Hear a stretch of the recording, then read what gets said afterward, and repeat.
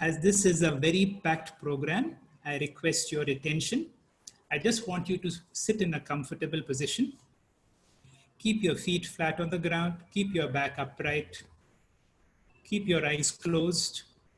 And let us feel very grateful for this opportunity to be able to study Vedantic wisdom at the comfort of our own homes. A deep sense of gratefulness to all the acharyas who have been able to give this wonderful wisdom which has the potential to transform all of us.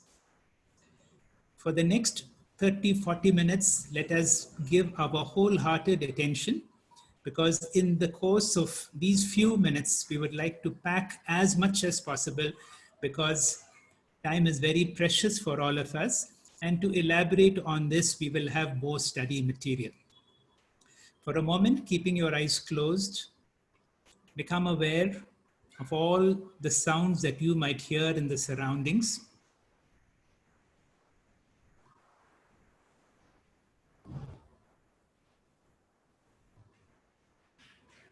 Become aware of all your bodily sensations.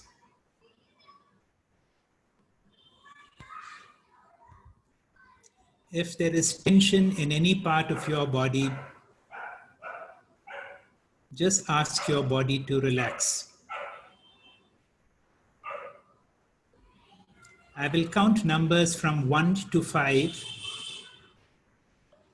And with each count, let us experience a deeper sense of relaxation. Experience with each count, my body is becoming more and more relaxed, more and more sensitive, more and more receptive. 1, 2, I'm still more relaxed, still more sensitive, so alert and aware. 3, deep relaxation. 4 and 5. In this deep sense of relaxation, gently open your eyes. And the picture that you are seeing is of the Adi Guru, Sri Dakshinamurti. Shiva portrays himself as Sadashiva or Dakshinamurti, and Dakshinamurti is considered as the Adi Guru, the first Guru from whom we have got our spiritual wisdom. Let us make a small prayer to Sri Dakshinamurti. In this, I will chant Sadashiva Samarambam Shankaracharya Madhyamam Asmadacharya Paryantam Vande Guru Parampara. I offer my prostrations to the Adi Guru, Sri Dakshinamurti, to Adi Shankaracharya, who has made the spiritual wisdom so meaningful for us, to the great lineage of teachers up to my Guru, Sri Swami Paramarthananda ji.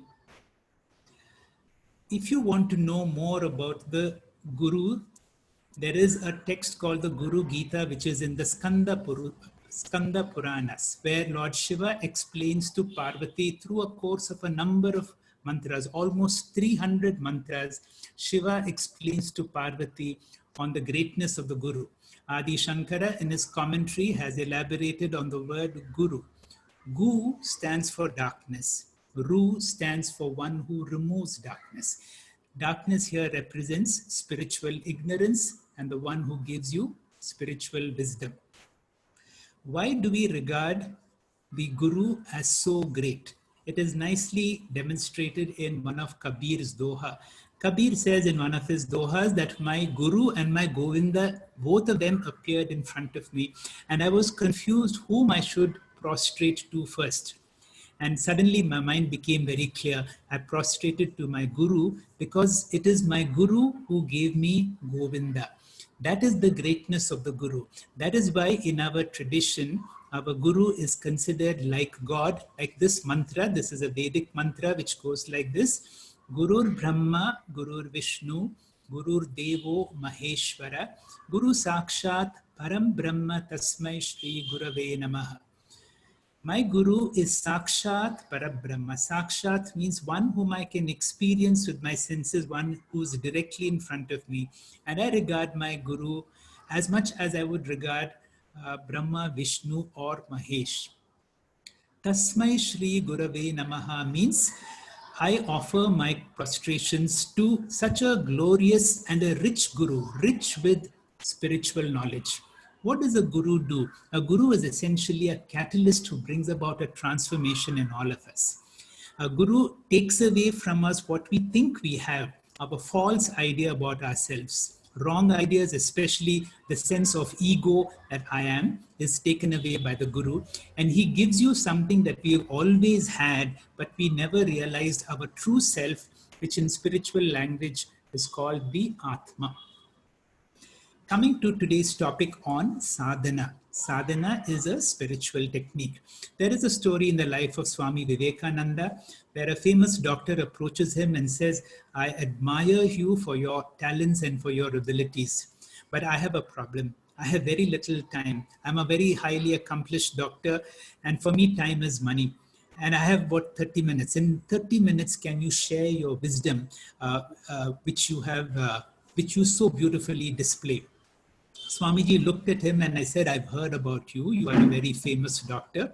Can you tell me about yourself? How did you acquire all these skills that made you so famous? He says, Swamiji, and he was very happy to speak about himself. He said, I went to one of the best of medical schools where I spent 6 years in training.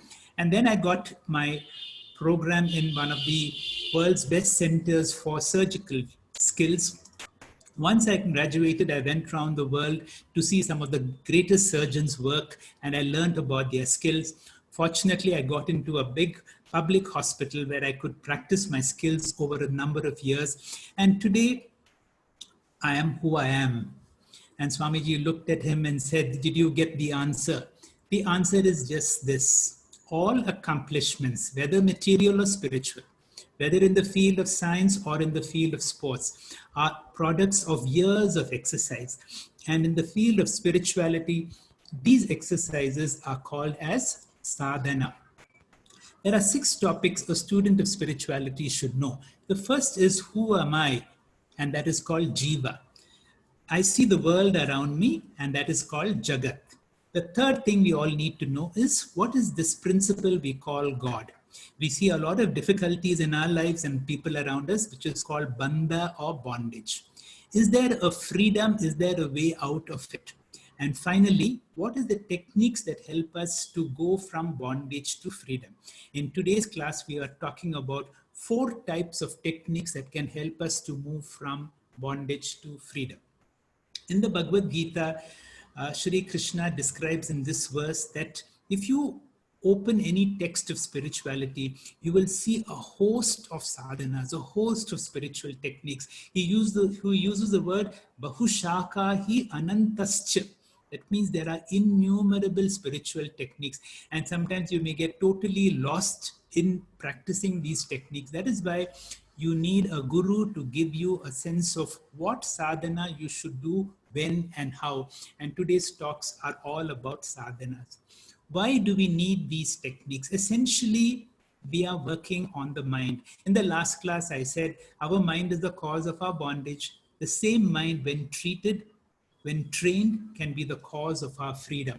It is said, or it has been diagnosed by our scriptures, that there are 3 problems in the mind. They are called mala, vikshepa, or avarana. Mala means the mind has got certain impurities. It is like a glue. It has a tendency to fixate on things that it likes. Vikshepaha means our mind is basically very restless. You may be sitting here, but your minds tend to wander. It is extremely difficult to keep your attention for over a period of time. That is why we have classes in school for about 40 minutes, because it is difficult to keep the attention on for more than a certain amount of period of time. And third problem is called avarana or ignorant. The first problem for mala, or which is impurity, the treatment or the sadhana is called karma yoga. For vikshepa, or for the restless mind, the treatment or the sadhana given is called upasana yoga, which I will elaborate. And for avarana, I'm ignorant about my real richness, about my real self. The scriptures give a sadhana which is called jnana yoga. The first problem is called mala or impurities. And the key word here is called kama. Kama means a very strong desire. Without that object, without that circumstances, without that person, I cannot be happy. And when the drive is so strong, your mind is driven and all your attention is to that object that I want to acquire. Now, if I am not able to fulfill it, the next problem is krodha or anger. Why I could not achieve what I wanted to achieve. If somebody gets whatever I wanted, I become jealous or matsarya. So there is kama, krodha, and matsarya if my desires are not fulfilled. If my desires are fulfilled, that is why in the field of spirituality, sometimes we use an expression, nothing fails like success. If you get it, you can land it into more problems. If my karma, if my desire is fulfilled, I can go into the next mala or impurity called lobha or greed, which means I want more of the same thing. Then comes the problem of moha, where my mind becomes confused. I'm not sure what is right and what is wrong. And then there is a bigger problem called mada or arrogance or pride of my accomplishment.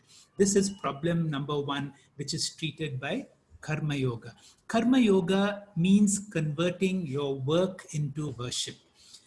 In scriptural language, they call a hard-working person as a karmi. And if you can transform your work into worship, that work now becomes a sadhana called Karma Yoga. The Bhagavad Gita, the 3rd chapter, is entirely devoted to this sadhana called the Karma Yoga, although there are wonderful verses in the 2nd chapter, 4th chapter, and the 5th chapter too. In summary, in essence, Karma Yoga means right action and right attitude to attain what is called Manojaya. Manojaya is victory on the mind. Private victory precedes public victory. What is right attitude? Right attitude is of two things. It is called Ishvara Arpana Bhava and Prasada Bhava.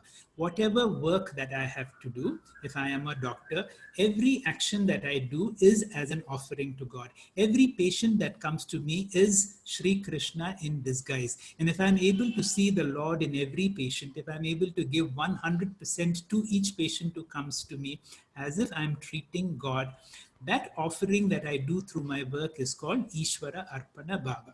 For whatever work you do, there is a certain outcome, there is a certain feedback, there is a certain remuneration. And how do we receive that remuneration? It is said, receive it like prasada.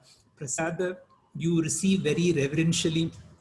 You don't compare with what others get, and you're very thankful for whatever you get. The right attitude as far as Karma Yoga is two things. Ishvara Arpana Bhava. I do it as an offering to God and I accept whatever I get as prasada. What is right action? Right action is classified into three types as sattvic, rajasic, and tamasic. Sattvic action is selfless action where my action benefits a large number of people and I might secondarily benefit because everybody benefits from my actions. Rajasic action is where an action specifically benefits me and my family. A tamasic action is where I benefit at the cost of other people. Correspondingly, there is a certain spiritual benefit from each of these actions. From a sattvic action, I benefit spiritually. I get the grace of a guru. I get spiritual learning. And all of us are here today because of our sattvic actions. Rajasic action keeps me in spiritual stagnation, and tamasic action causes a spiritual retrogression. The beauty of Pancha Maha Yajna, which is recommended by a teacher, are in our daily activities, we can bring this sadhana by doing what is called Deva Yajna. Spend some few minutes visiting a temple or in your own prayer room praying to God, that is Deva Yajna. If I offer selfless service to my parents or the elderly in my community, that is Pitra Yajna. If I go an extra mile to serve my fellow human beings, that is Manusha Yajna. The service that I do for the environment, for the plants and animals, is called Bhuta Yajna. What we are doing right now, scriptural studies, contributing to any scriptural cause, is called Brahma Yajna.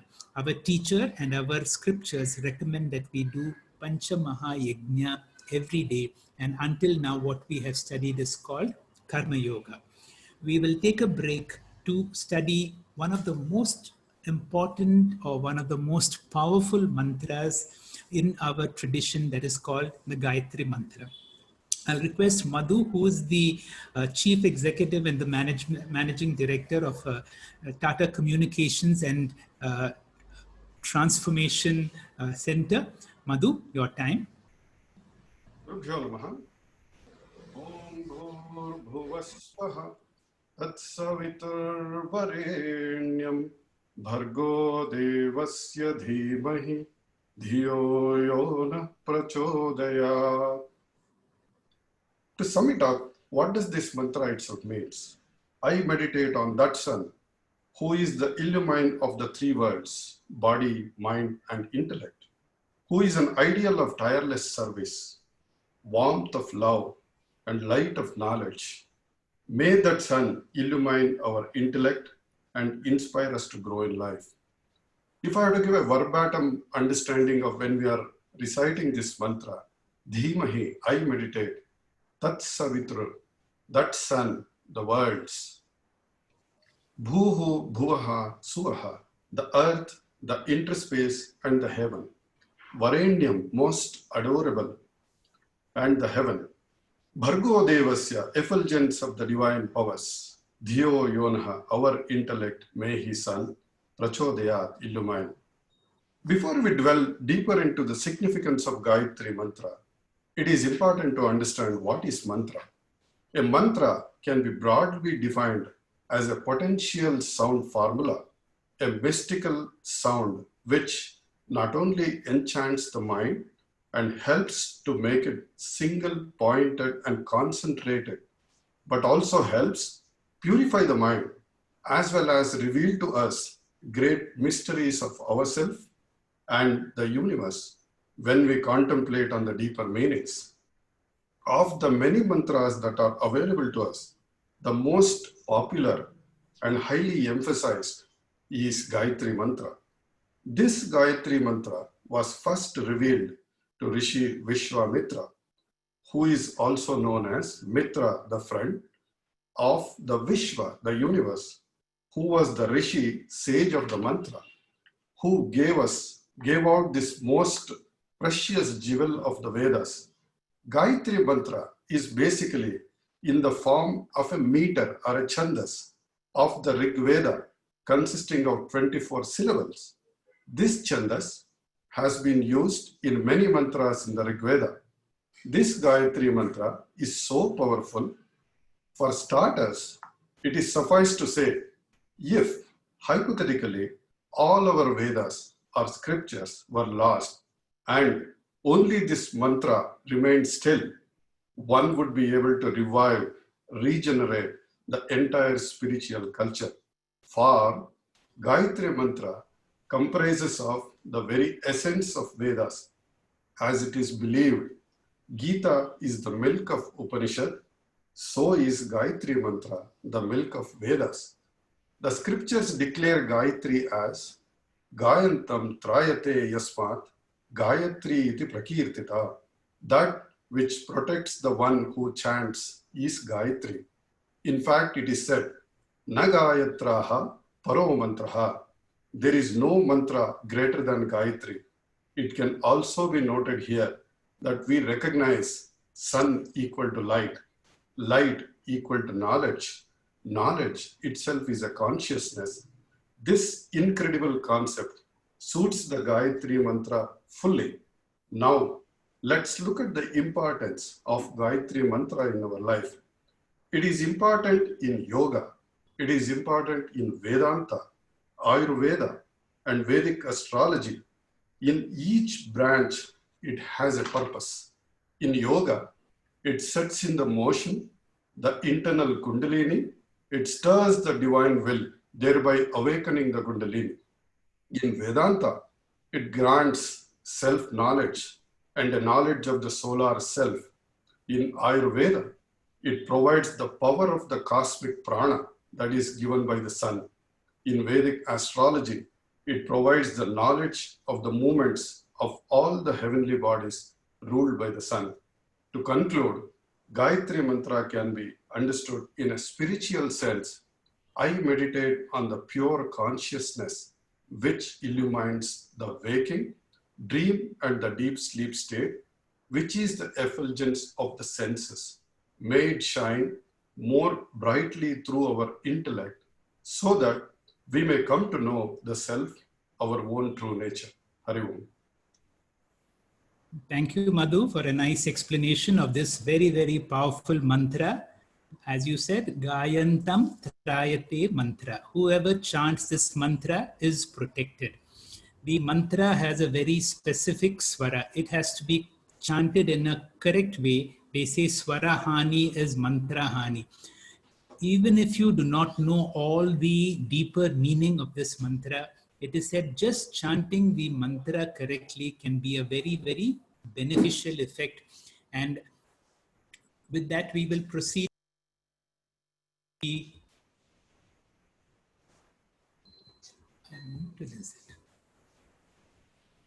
proceed to the next topic, and the topic is called Upasana. We finished with Karma Yoga, we now come to Upasana. Even the Gayatri mantra can be used for meditations or for Upasana. Upasana is predominantly a mental technique. The purpose of the Upasana is to make us fit to attain all our Purusharthas, which we discussed in the last class, Dharma, Artha, Kama, and Moksha. The word Upasana in Sanskrita means, Upa means near, Asana means to sit. It is a method of coming closer to God. It is of all forms of mental activity. Predominantly, it is like looking at some object of nature and seeing it as God. They say it Nitkrishta Vastu, an ordinary day-to-day object that you see. But if you are able to see it as if it is God, that you make it as Upasana. Basically, Upasanas are of 4 types. One is called Mantra Japa, where you take a nice mantra like the Taraka mantra. The Taraka mantra is considered one of the very powerful mantras, and Shri Krishna emphasizes Japa mantra, Japa sadhana as a very important sadhana. What you do is, it for all busy people, it looks like a waste of time.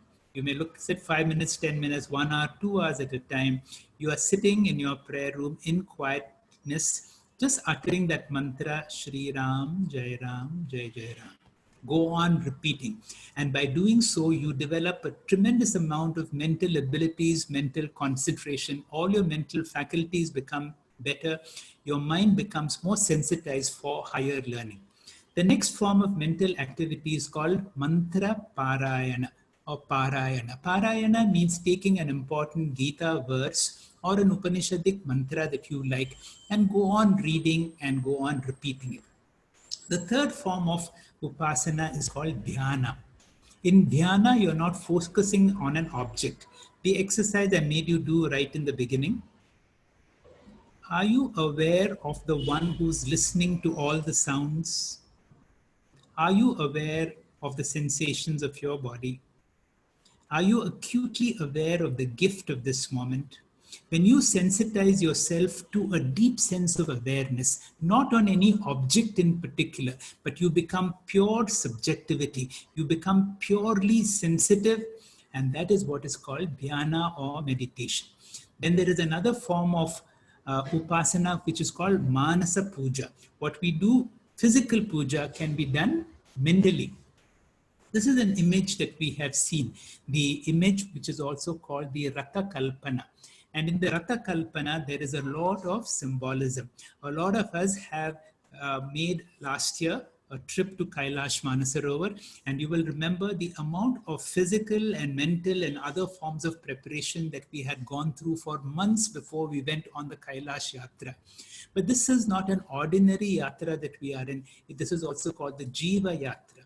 The Jiva Yatra towards the highest goal or the Parama Purushartha. In this symbolism, the chariot represents our body. So keep your body in a fit shape.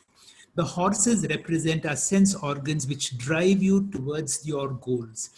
Now the horses need to be controlled, and the reins that control the horses or the sense organs represented by the mind. The charioteer is our intellect. And here Arjuna made a wonderful decision of putting Shri Krishna as his driver. Can we put the Sri Krishna principle, the higher principle in me, as the driver of my life? The road is the sense object. The road is of two types. It is called Shreyas and Preyas. Shreyas takes me towards moksha. Preyas takes me to all the good things in the world. And this choice is made by the higher person in me. The person who travels is me, the individual, which is called the Jivatma. Now, in order to be fit for this, we need to work on my body, on my speech, and on my mind. And that is the importance of Upasana. In the 17th chapter of the Gita, Krishna uses a nice phrase about how you can improve your speech. He uses the word Anudvega Karam. Your speech should not hurt anybody. It should be truthful, Satyam. It should be pleasing, Priyam. And it should be helpful, called Hitam. When we study the 6th chapter of the Bhagavad Gita, there is no manual which is more wonderful, which deals with all aspects about meditation as given in the 6th chapter of the Bhagavad Gita. When we travel to Mount Kailash, or even when a mountaineering is traveling to the Everest peak, there will be camps at different locations. Why do we have camps at different locations? Anything about 12,000 feet produces difficulty in breathing because the air is rarefied. To acclimatize to that level, you stop for 1 or 2 days, you acclimatize, travel another 2,000 feet, acclimatize.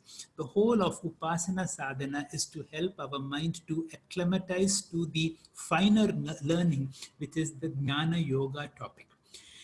Even before we work on it, it is as I touched on the last time, Gautama Buddha had said, you are your mind. If you have happy thoughts, you are a happy person. You have depressive thoughts, you are a depressed person. If you are anxious, you have anxious thoughts, you become anxious. Is it possible to change your thoughts? Through Upasana, it is possible to change your thoughts. Gautama Buddha says, watch your thoughts, they become your words. Watch your words, they become your actions. Watch your actions, it becomes your habits. Watch your habits, it becomes your character. Watch your character, for it becomes your destiny. And then he makes a great statement. He says, change your thoughts, change your destiny. Before we go to the next sadhana, which is Jnana Yoga, we have a preparatory mantra which we need to know and chant. To tell us about this mantra, Om Sahana Bhavatu. Chetana, it is your time. Shri GURUVE NAMAHA. This familiar and often chanted prayer is the Chantipata of two Upanishads, Kathopanishad and Taittiriya Upanishad, belonging to the Krishna Yajurveda. All Upanishads begin with a Shantipata, which is a prayer seeking the Lord's grace. Most of these are general prayers asking for physical and mental health, long life, prosperity, or it may be even in the praise of the Lord. But this particular prayer is unique because it is asking for God's grace and to remove any obstacles during the course of their Vedantic study. So the prayer begins with Om Sahano Bhavatu. The word Saha means he with a capital H indicating the Lord. Now means us both. Here it is referring to the teacher and the student. And Avatu means to protect. Therefore, Sahano Avatu means may he protect both of us. Protect from what? Protect from the distractions and wrong understanding. And this can be removed only through gaining the right knowledge and right understanding. Now, once we get this right knowledge and right understanding, then we want to enjoy or revel in this knowledge and the benefit of this knowledge. So, Sahano Bhunaktu, where Bhunaktu means to relish and also to protect. Thus, may God protect both of us so that we can enjoy this process of learning and enjoy the benefit of this knowledge. This prayer is also chanted before eating food, probably because of this word, Bhunaktu, to enjoy. But just asking for God's grace is not enough. Effort on our part is also required. And that is what is said next, Sahaviryam Karavavahai, where Karavavahai means let us both put forth our effort, Viryam. Lord Krishna in the 6th verse of the 6th chapter in the Bhagavad Gita says, Uddharet Atmanam na Atmanam avasadayet, which means one should uplift oneself by oneself. Therefore, I ask the Lord to give me the knowledge that effort is required and the self-confidence to put forth my effort. Then, Tejasvi now Aditam Mastu. May our learning now Aditam Mastu be Tejasvi, be effective. In order to be effective, one should be able to grasp and retain the teaching. Remember, this is an ancient prayer, well before anything was written down and all the teaching was handed down verbally. This required a tremendous amount of grasping and retention ability. So grant that whatever is learned remains fresh in the memory. Finally, the last line is praying for a healthy relationship between the teacher and the student. Ma vid vishavahay. Let there be faith and trust and no misunderstanding between the both of us. And the prayer ends with three shantis, which also has a significance. It is repeated thrice so that the obstacles from three sources can be eliminated. What are those obstacles? The first one is Adhyatmika obstacles. That is, the first Shanti is recited to remove the obstacles within myself, like physical, mental, emotional, etc. obstacles. Second Shanti is recited to remove the Adhibhautika obstacles, which is from my immediate environment, like when you're studying, you don't want any noisy surroundings, interruptions, and in present day conditions, power failure and internet disruptions. Third obstacle is Adi Daivika obstacles. So the third Shanti is for the removal of obstacles over which we have no control, like rain, earthquakes, and other natural calamities. In conclusion, Swamiji says this prayer covers 5 aspects, and they are: first, the protection in the form of knowledge, jnanam; benefit of that knowledge, jnanaphalam; self-effort, prayatnam; grasping and retention ability, memory power, medha shakti; and a healthy relationship between the teacher and the student, shraddha. Hari Om. Thank you. Thank you, Chaitanya. This is another very beautiful mantra that we need to repeatedly chant and also know the meaning, because as was just explained, it asks for so many things which a seeker for spirituality will require. The next topic that we touch on, the next sadhana, is also called Jnana Yoga. Jnana means knowledge, but knowledge of what? Emerson has made this nice statement. He says, what lies behind us and what lies before us are tiny matters compared to what lies within us. What is that which lies within us? The real you, which the scriptures call Atma. Knowing the real you is the whole sadhana of Jnana Yoga. It is said if you get to know your true self, you will be able to attain moksha, you will be able to be free from dependence, and you will be able to have bondage. Only when you understand what is bondage, then you will understand what is liberation. All of us experience limitations in various ways. Our bodies are limited, our minds are limited, our resources are limited. All our efforts are a struggle for all these limitations. We want to be in control of our lives. Many things which we don't want to happen, happen. Many things which we want to happen do not happen. The whole exercise now is to work for a new degree called JM. JM stands for Jivan Mukti. Mukti means free.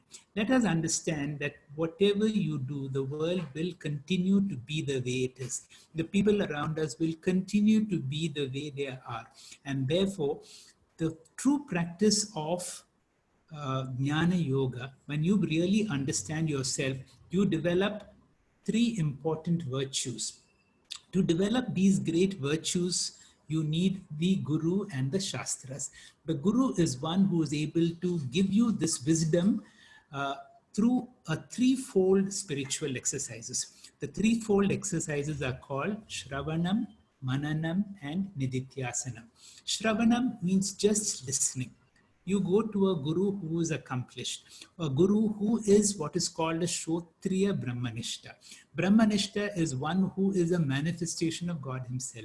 A Shotriya is one who is able to transmit that experience that he has about God. And how do you listen to him? You listen to such a person from Shraddha.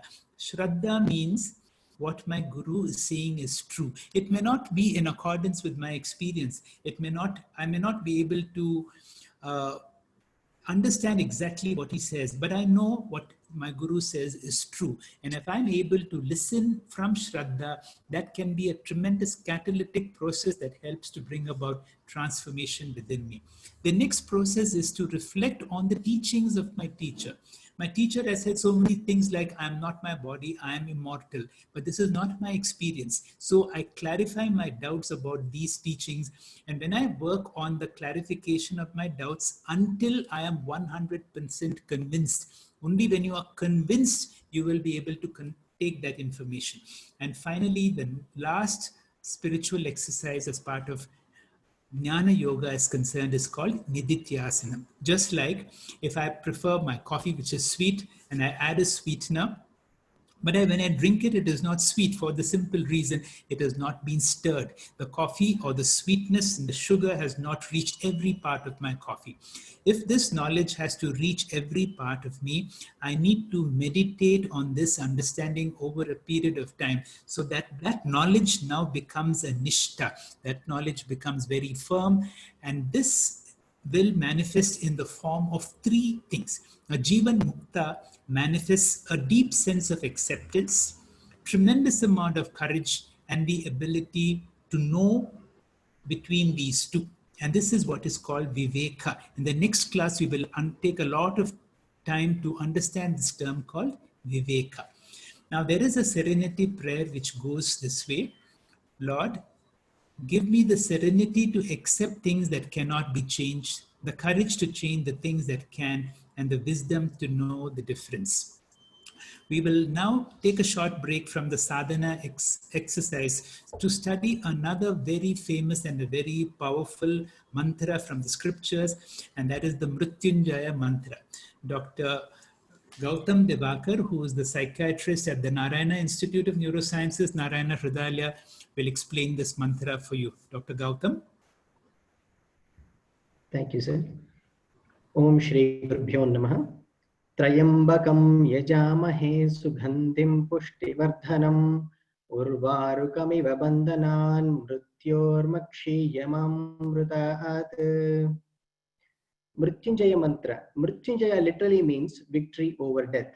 Like Gayatri mantra, Mrityunjaya mantra is one of the most popular and powerful mantras which features in Shukla Yajurveda, Rigveda and Atharva Veda. This is also chanted after the last Anuvaka of Shri Rudram. This mantra is also used for Homa, called as Mrityunjaya Homa, in order to protect ourselves from Akala Mrityu, death-like experiences and illnesses. Now let's look at the word meaning or the Vachyartha of this mantra. Yajamahe. Yajamahe means we worship, we praise. Trayambakam, one with the three eyes. Sugandhim, one with the absolute fragrance. Pushtivardhanam, one who nourishes our health and the wealth. Mukshiya, I should get released. Bandhanat, bondage. Mrityoho mamrutat, from the death but not from the immortality. Urvarikameva, like a cucumber. Now let's look at the Lakshyartha or the implied meaning as described by Swami Paramarthananda ji. Mrityunjaya mantra is an all-comprehensive mantra through which we can get all four Chaturvija Purusharthas, which is Dharma, Artha, Kama and Moksha. In fact, one of the goals of the Manushya Janma is to attain all four Purusharthas, particularly Moksha Purushartha.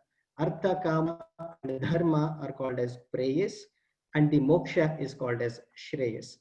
As per the hierarchy of needs, first thing we all need is the basic things such as food, shelter, clothing, etc., which is called as Artha Purushartha. Once this is fulfilled, we all look for comforts. More comforts we acquire, more insecure we become. Like sir already said, nothing fails like success. So we become more and more comfortable and each comfort will pave way for the next level of comfort, and we chase behind our comforts all our lives. And this is called as kama. So actually Vedas say that if we are looking for artha and kama, chant pushti vardhanam shiva. But we all know that artha kama will not give us the lasting happiness, as they are subjected to arrival and departure. Absence of artha kama will only lead to dukkha, shokam, bhayam, krodham, etc. So we have to look for the next higher purushartha, which is dharma or punya karma, selfless action. Here Sugandhihi is representing dharma. Sugandhihi means pure or absolute fragrance. This is in Bahurvihi. Real fragrance of any person is one's own character. Noble character of any person lasts forever and spreads all over, like the pure fragrance Sugandhihi. In order to do the selfless punya karma and to follow the right values and lead a righteous dharmic life, which is a prerequisite for Jnana Yogyata, worship Sugandhihi Shiva. But we all know that dharma is also not a parama purushartha. Dharmic karma is also not free from bondages. So now let us look at whom should we worship to attain the parama purushartha, which is the moksha. Trayambaka. Ambaka means eyes. Trayambaka means one with three eyes. There are various significances given for these three eyes of Shiva. One is this representing Vishwarupa Ishvara, that is, each eye is symbolic of Surya, Chandra and Agni, meaning Shiva is the source of the light and is the illuminator at all times, including the no moon day. He is the remover of the darkness. He is the eye behind the eye. The other significance is two eyes are representing the material eyes, which is the Laukika Chakshu, to see the Laukika Prapancha, and the third eye is the Divya Chakshu or the Gnana Chakshu, which is nothing but Atma Gnanam itself. So Atma Gnanam, the third eye alone, can destroy our limitations, our bondages from samsara by removing our ignorance. Now, for the unborn, there is no death. Jatasya hi dhruvo mrityuhu dhruvam janma mritasya cha.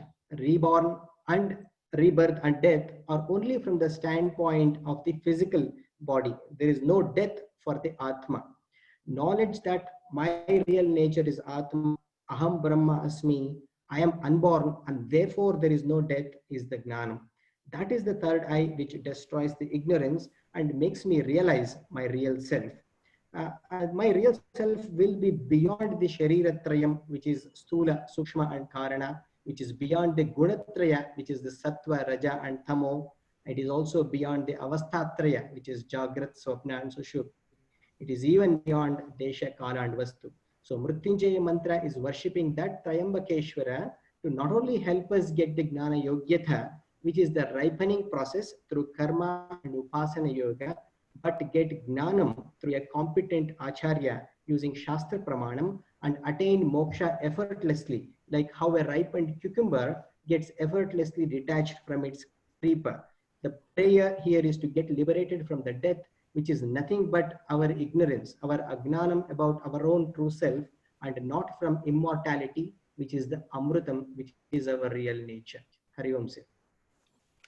Thank you, Dr. Divakar, for a nice explanation of a very, very powerful mantra from our tradition, the Maha Mrityunjaya mantra, especially in moments of danger and death, particularly when we are going through this pandemic.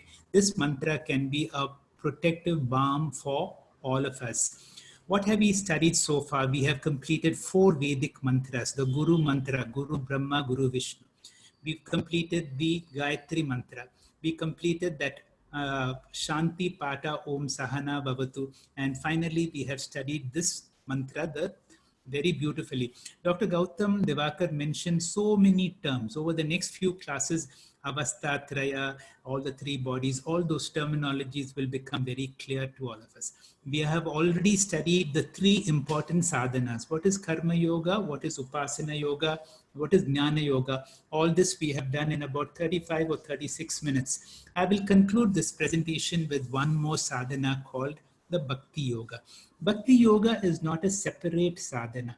Bhakti Yoga is a very useful combination of everything that we have studied, and therefore it will now be a kind of a summary of everything. What is Bhakti?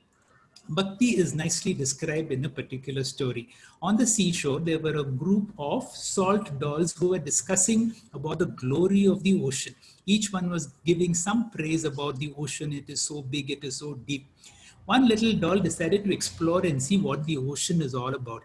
And as she walked into the ocean, she began to become thinner and thinner until she completely disappeared into the ocean itself. That is what bhakti is. Bhakti is when you dissolve into the object of love, and when there is no distinction between the bhakta, the devotee, and the deity. Bhagwan Ramana has a nice verse to say. Meditate on these words. He says, by constantly keeping one's attention on the source, the higher you, the ego is dissolved in that source, just as a salt doll is dissolved in the sea. Now, the bhakti is one of the most direct and simple sadhanas for spiritual enlightenment. What is bhakti all about? Bhakti represents the highest form of devotion. Bhakti is love directed to a higher principle. Something that you revere, something that you consider sacred, like parents, guru, mission, or God.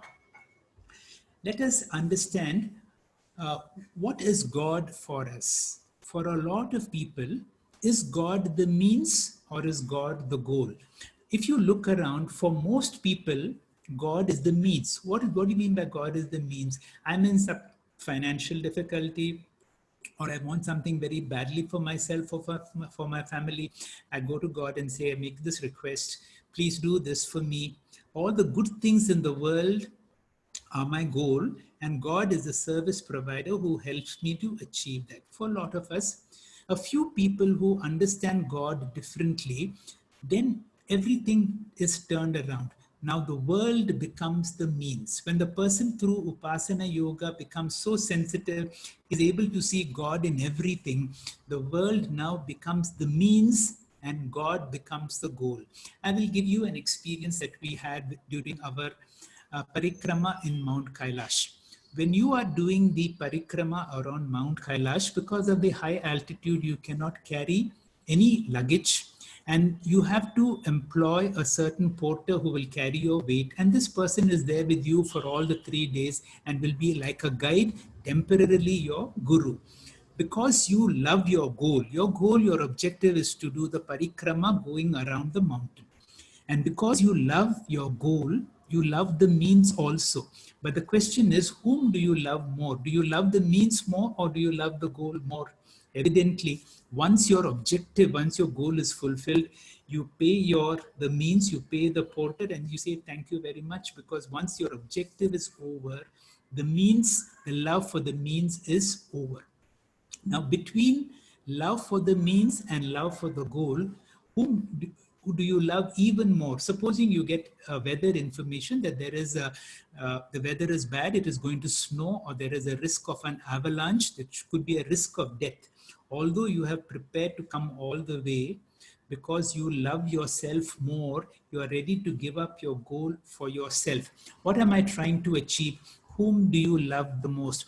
All of us love himself or herself the most. So self-love is most intense. If you go by gradation of love, you will see between means love, end love, and self-love, the love for the means is lower, the love for my goal is medium, and the love for myself is highest. In Sanskrit, it will be classified as manda, madhyama, or uttama.